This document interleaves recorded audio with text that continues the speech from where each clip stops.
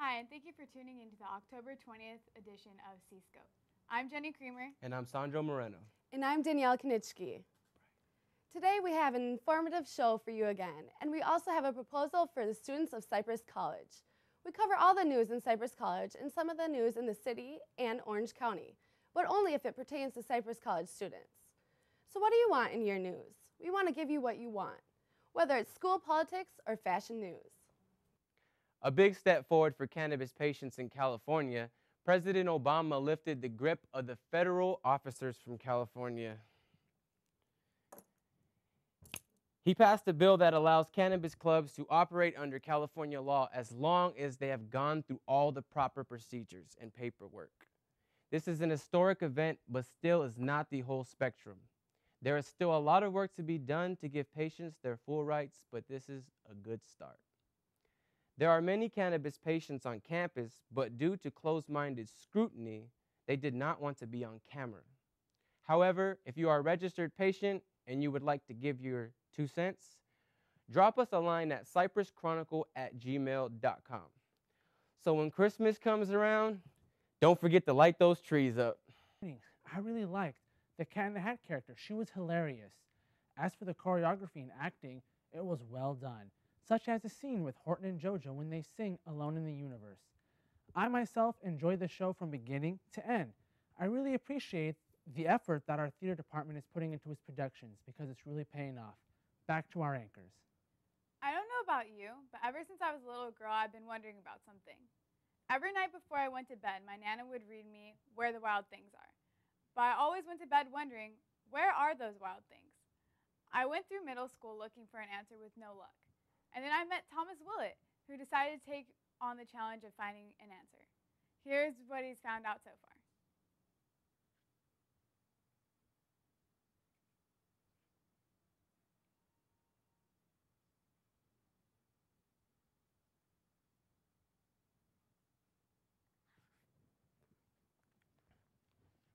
That very night in Max's room, a forest grew, and grew, and grew, until the ceiling hung with vines and the walls became the world all around. An ocean tumbled by with a private boat for Max, and he sailed off through night and day, and in and out of weeks and almost a year to where the wild things are. Hello, I'm Thomas Willett. Over the weekend, I saw Where the Wild Things Are, a movie adaptation of the famous Maurice Sendak story about a boy who goes on a journey after being sent to his room for misbehaving. In my opinion, the extensive story in the movie is far better than the one featured in the book, as it delves deeper into the issues originally presented vaguely in the 10-sentence story. I don't know that I would call it a great family movie of our time, but it's definitely worthy of notice for its amazing dedication to the book's visuals, making the wild things come to life in almost identical fashion. The acting is also exceptional, speaking most children movies are dumbed down with triteness, but with amazing acting from newcomer Max Records, I almost find it too easy to get lost in the land of the wild things.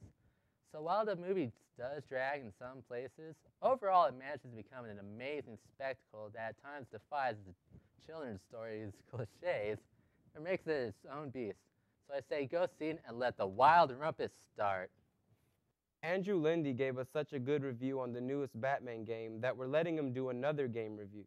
So take it away, Andrew, and tell us what vast knowledge you have for us this week of your tedious gameplay. Comic books, yeah! Continuing a theme of superhero video games, I recently played Marvel Ultimate Alliance 2. For those who don't know, Marvel is a comics giant that is responsible for heroes such as Captain America, the Hulk, Iron Man, and Spider-Man. Ultimate Alliance 2 follows in the same vein as its predecessor, allowing the player to be one of the heroes and fight with other heroes.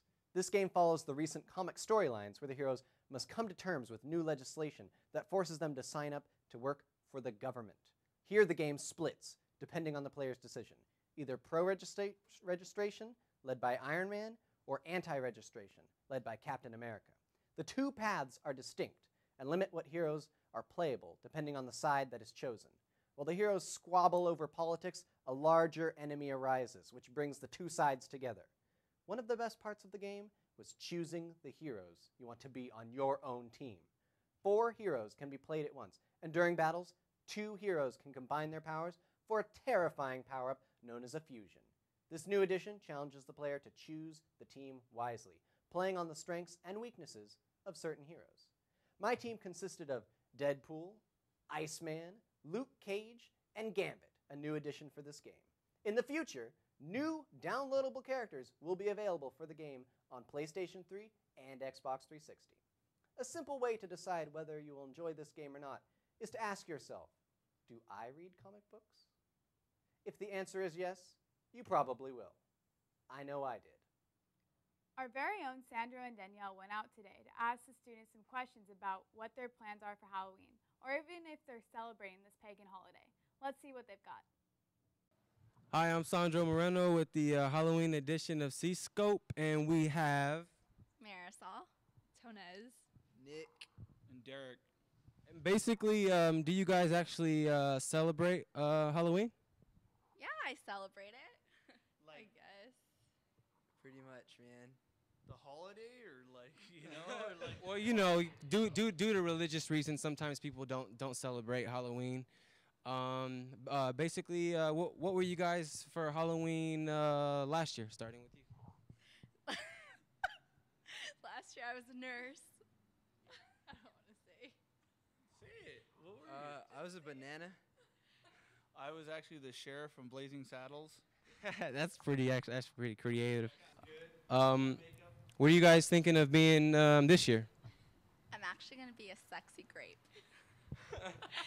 A flopper. I don't know yet, man.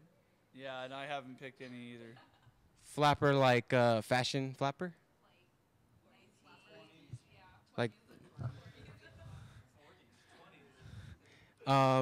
Did you? What is your favorite horror movie? I want to say, what's that movie called? The Exorcism of Emily Rose. I guess the same. Nightmare on Elm Street. Evil Dead.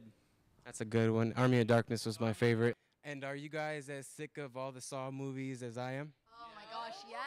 No. Yeah, man. Yeah, for real. Yeah, it's pretty bad.